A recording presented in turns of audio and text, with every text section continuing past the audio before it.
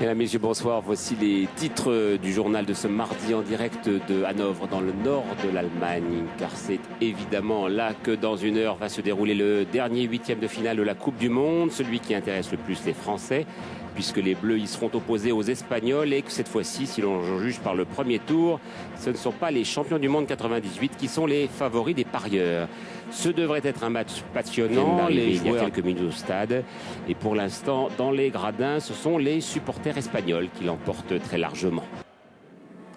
À Madrid, la ville s'est habillée de rouge pour encourager ses joueurs, même si Zidane garde quand même une place très privilégiée dans le cœur des habitants. Nous allons retrouver sur place Louis-Olivier et Thierry Froissart.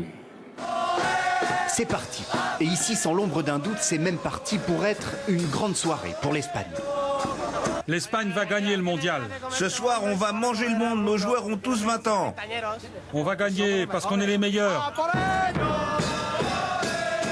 Les pronostics, la presse, les supporters et même les cartes sont formelles.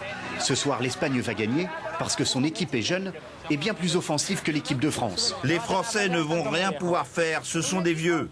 Ouais, l'Espagne a une équipe géniale. 2-1. Ils ont de la technique et puis ils sont jeunes. Regardez Raúl ou Torres. Plus de la moitié des Madrilènes vont regarder le match ce soir. Il reste quelques minutes aux supporters français pour montrer qu'ils sont capables de faire mieux.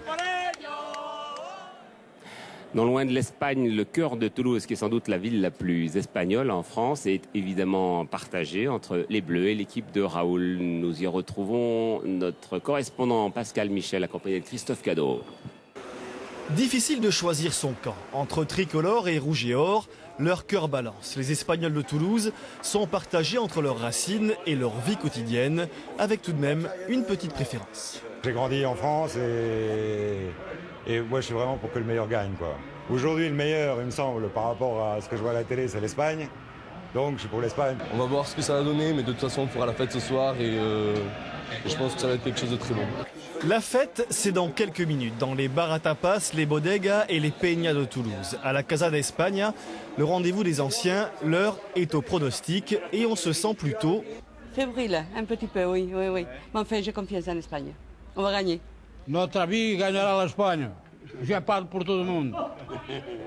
Ce soir, fini la belote, place aux choses sérieuses et il va falloir donner de la voix. Et go! Et est-ce qu'il y a autant de monde que